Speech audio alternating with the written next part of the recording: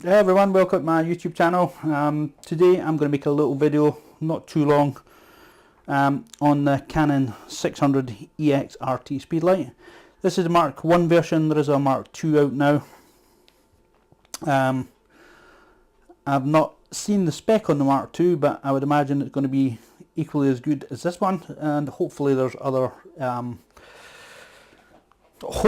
some other additions into the functionality, because I found this lacking in one or two respects, which we'll go through as we go on. Now I'm going to make a little series about using speedlights, off-camera flash, strobes, pretty much anything to do with off-camera lighting. We'll do some with objects, some with people, some with animals, and basically we'll mix it up and get a whole series of these things out. And when I say animals, I'm primarily talking about dogs or cats. So Canon 600EX RT. Say it's a RT stands for radio transmitter or radio trigger, and I'll just make sure you can see this. Hopefully you're seeing that nice and clear. And when you turn it on, straight off the bat, let's turn this off, it'll come on ETTL mode. That's always the first mode. Now the zoom here is shown as flat, it's because I've got the head extended. The head has a button on the side, press it in, turn it, and you use that to rotate. You get a full 180 degrees that way and a full 180 degrees that way. Likewise when the head's extended. When the head is down, you'll see it gives you your zoom reading. And in the ETTL mode, ETTL equals evaluate through the lens. It's a step up from the old external auto. If you've ever used off-camera flash and external auto in particular, the flash itself used to meter. I used to send out a burst of light, get the return off the subject, and you used to put the settings into the flash. We've still got it in here.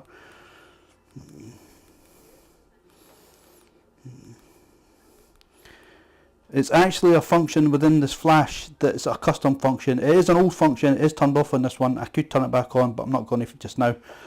But ETTL,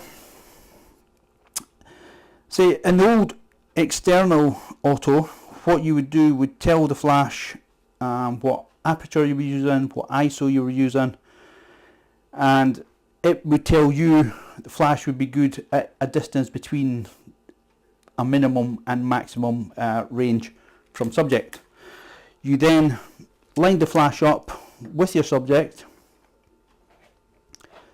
and a burst of light would come out of the flash, but it would return to the flash to the optical sensor here, and it would calculate how much exposure was needed, bearing in mind the information you told it. You told it how far it was from the subject, you told it the aperture and the ISO, and the flash would do all that on its own. The next step from that was ETTL, so rather than the flash evaluating it itself, it now evaluates through the lens. It works in conjunction with the lens you're using. Nikon has their ITTL, Canon has ETTL, and it does virtually the same thing. It works out the distance, but it also now includes the distance of the lens from the subject and how much exposure, flash exposure is needed to make you a correct exposure. So straight off the bat you've got ETTL. Got the radio on here, so you've got ETTL. I'll put the zoom head down, flash head down actually. So you've got ETTL. The next mode is manual, multi, external A, the one we've just been speaking about, and this is where you would put in all your details if you went for external A. External manual.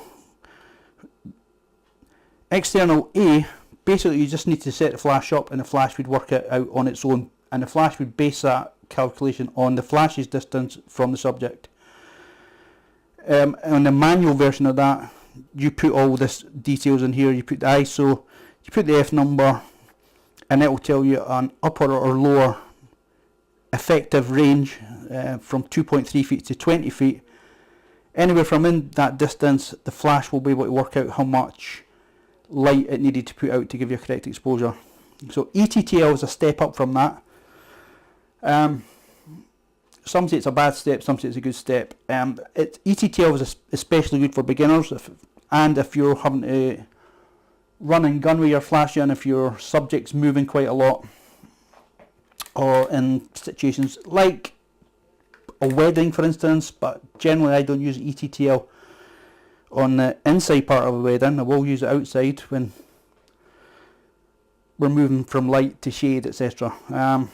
So you've got your ETTL and manual. Better to do it with a meter if you've got a meter, and again you can work out your distance to subject, power range, blah blah blah. Out with manual, it comes back round to ETTL. Now this flash is a radio transmitter and also a radio receiver, so when you put it on, and I'm going to turn another flash on here out of camera. When you turn on this bit here, you start going through the transmission modes and the receiving modes. When you see this icon here, that means you're in radio mode, and as a master, and although I've got another flash on, it must also be set to master.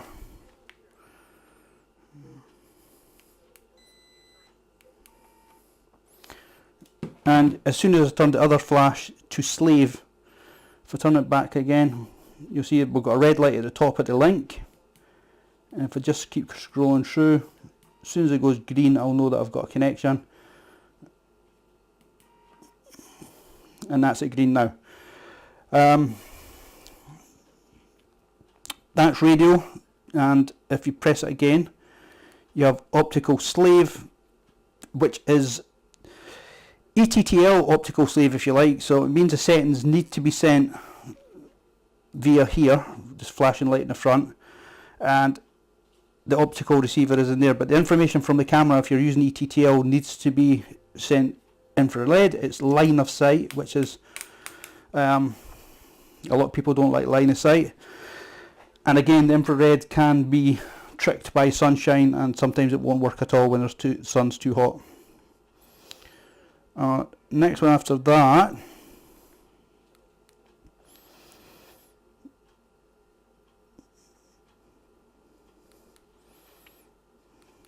just the various modes. So again we've got radio, master, slave, and this is the optical slave. When you've got this little lightning bolt, this is the optical master and slave mode. It can be a master but only when it's on top of the camera. Obviously it can be a slave anywhere, and back through to that. It connects really quick, really good. To get the full benefit of this though, you really need to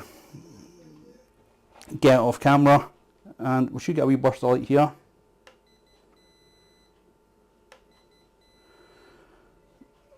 And you see that's triggering the other flash. Now if I turn this off, you'll see the other flash off now, you'll see the other link button will go red, and that's telling you that it can't find anything. So that's great, and as you see it had the ETTL, it had the manual and the external switch. I very rarely use it, and I will turn them back off on this. So let's make this a slave now. So if we hit this lightning bolt again. Now one thing I should have mentioned, when you first take this out your bag, let's just put this off just now. When you first take it out, you've got menu buttons. Scroll to menu number 3 and look for the channel and sync buttons. The channel is important.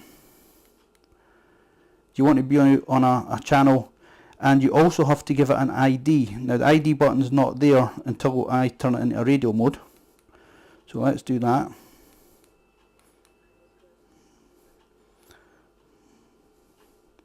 I'm going to make it a slave.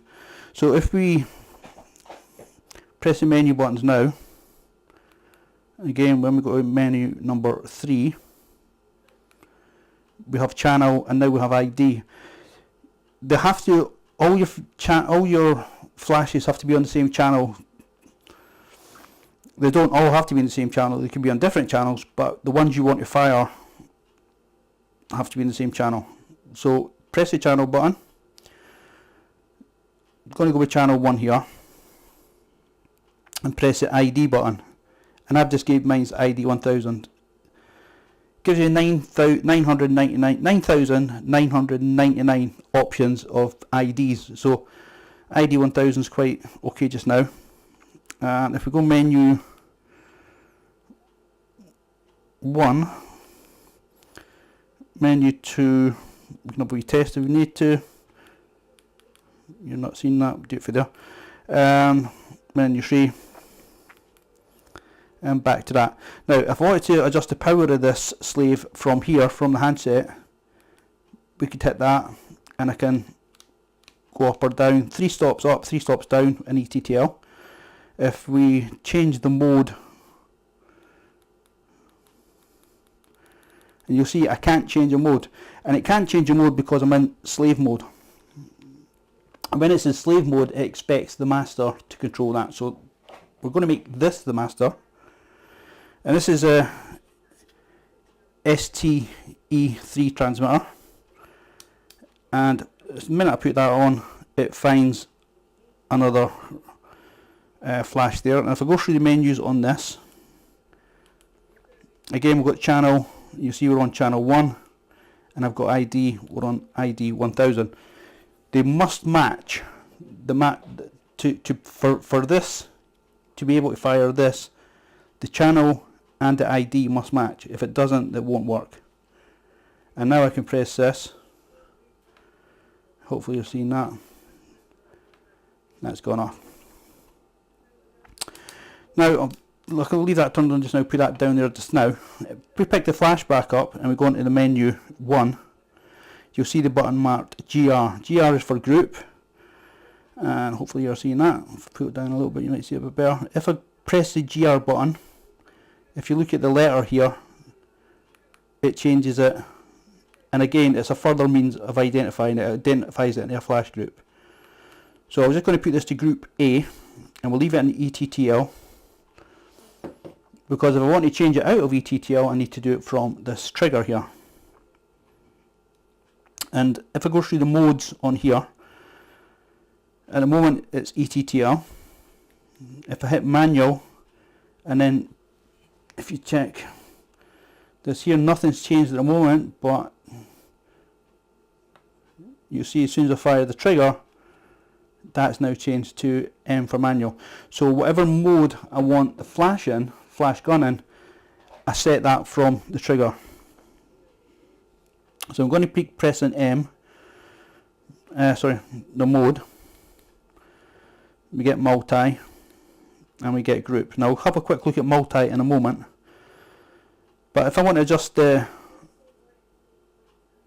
anything at all in here, now this is all set for multiple flashes, but we're only concentrating on A at the moment. And if I want to change anything in here, I just press the GR button, and it will default to the first one, which is A. Now at the moment it's at manual, but if I want to change that, I just press the mode button.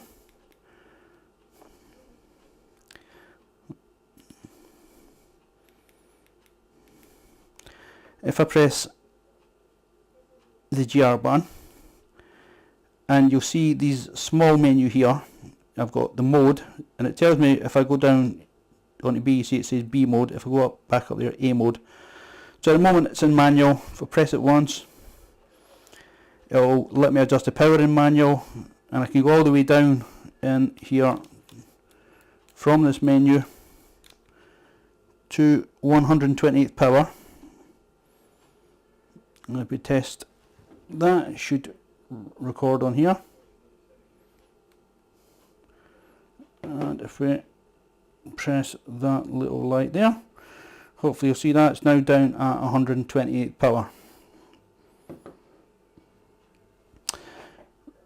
So the trigger now, again, if we go and hit the GR button, we change the mode, I can change it to external A, ETTL, manual, external A, ETTL, or manual.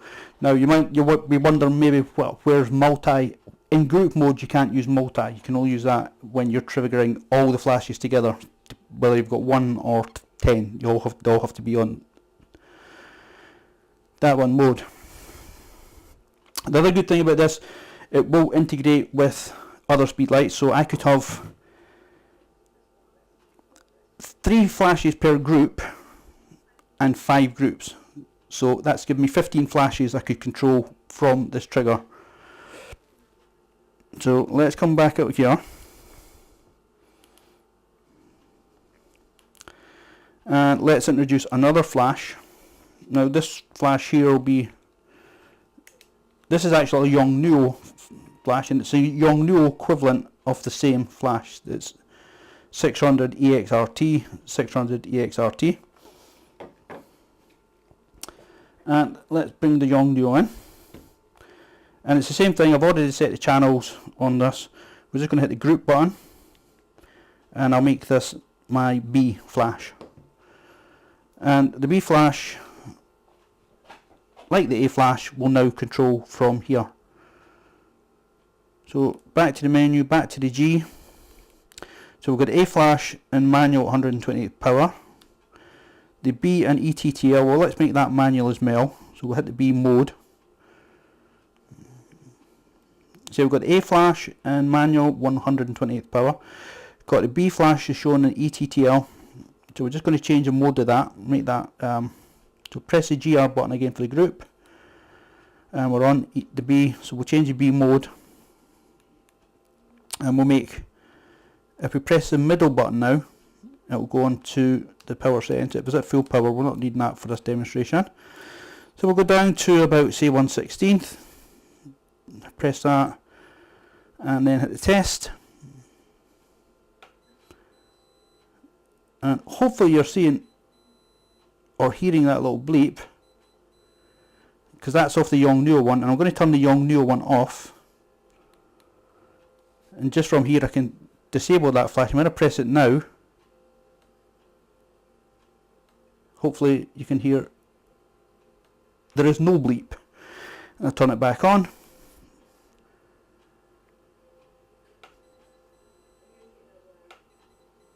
And hopefully you're hearing that. So that's how the flash works there. So we do also have the multi mode. So let's come out of group. So we press mode on the receiver again, on the transmitter, and that's taking us back through all the different modes. So it's ETTL.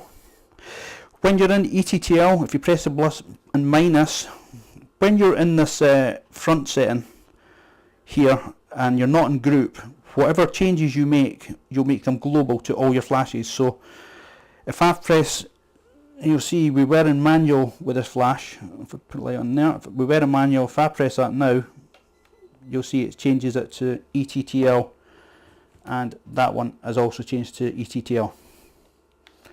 Hope you can see that. And if you wanted to adjust the power settings on here, you've got the plus and minus button. Hit it once and it'll take you into the power, and you've got 3 stops down or 3 stops reduction in power, or 3 stops over in power. And it's the same if you have them on manual. Again, press the mode button, press the mode again. Now multi is a fun setting. Sometimes you can be quite creative with it. So what we want with the multi is we really need to be attached to a camera for this, but we'll go with it. We'll see if it'll let us change it. If I go up here at 10 on the multi, that's 10 flashes, and if I press the hertz button, I want them to pop at the rate of 5.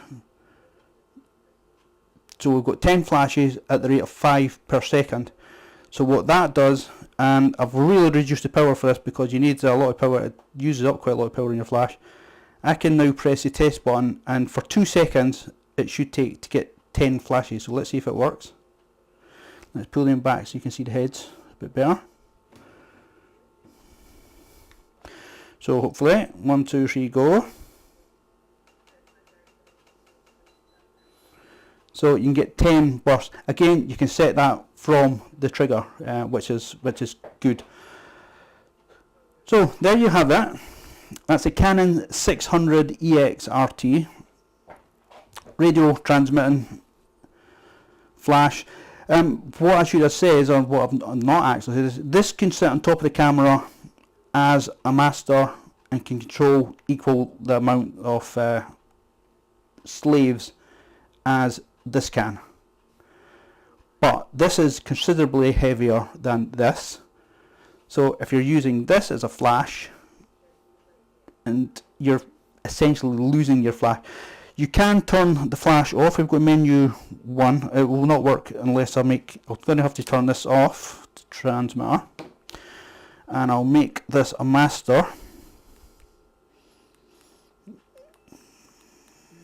So we'll just make it master ETTL. So now you can see when I go through the menu buttons, we've got this one here, and that'll allow me to include this. This is excluded. If you see the flash pop at the front, the little bits here, hope you're seeing that okay. That shows you this flash here is included in exposure, and if I press it again, that's it now excluded from the exposure. It doesn't affect exposure, it's such a small burst of light that will come out of it, but it will still trigger the rest of your flashes. But essentially, to me, that is far better. This here is a far better option than losing essentially a flash to that function. Now, I bought several of these, and I've bought several of these as backups for when one of these falls, because I always lose one now and again a fall. Tomorrow, or the next video, I'll review the Yongnuo 600EX RT with the trigger that comes with it, so not this trigger. So you see this trigger here will fire off 2. And another indicator light here, when I've turned on this light, this is a master, I've got this light on, it's went amber. This is telling me there's a conflict, something else is master. So going through the lights, change the mode on this one, change the mode on this one here, which is still set up as a master. You'll see the minute I take that off of being a master, this light goes green. So visual indicators are good. You don't always have to go right up to the top of your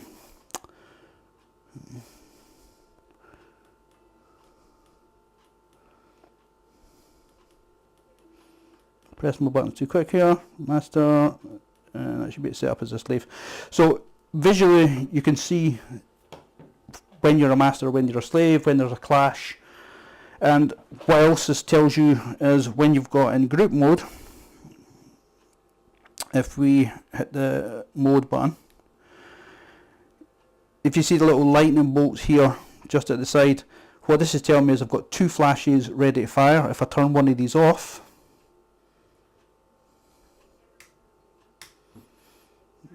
you'll see it now only shows 1. I'll put it back on, and when this one's ready, it's ready. And that's quite good as well, because if you've got a group of 5 or 6 flashes set up, some will be on different power from others. You might have one at full power, the rest might be on 8th power, 16th power. So this is a good indicator on top of the flash to tell you when they're all ready to go again, because you don't just want to be shooting with the one flash that's ready. You can also have this as a bleep, so it will bleep and tell you when they're all ready. It's a bit redundant when you've got 4 or 5 flashes though. So there you go, that's how the Canon ST-E3 and 600EX RT work. And this does work, the Yongnuos, and on my next video I'll do a reversal. We'll use the Yongnuo trigger. It's a YN600 ST-E3. Well, it's a YN ST-E3 RT. There's no 600 in the trigger. Very similar names, although I'm sure that's not a copy. So once we've got them set up tomorrow, we'll do another check. Actually, very impressed with the Yongnuos, and I'm not going to do a review of them just now. We will do that tomorrow. There's a couple of things that really annoy me. That build wise they're pretty much the same. The actual carcass of the flash. But there's some things that just annoy you. They're just minor things, like this here. It's just flaps off. This one's not really flapped off because I've not had a external battery pack in this one. But the ones that have had external battery packs in, they never go back to being able to be closed again. They just flap about useless. So that's an annoyance. The battery compartment. Okay. So the battery compartment lid on this one is great, but on other ones it's very loose. Looks like it could fall off any time, although I have to stress none of them have. There's other functions that are available on the Yongnuos that are sadly not on the Canon. One of them will be focused assist, AF assist on the transmitter, but that's for another video. So hope this helps you in some way.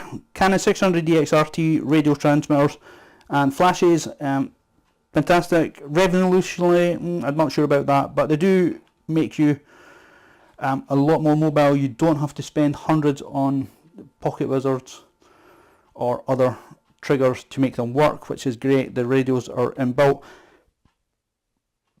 So there you go. Thanks for watching.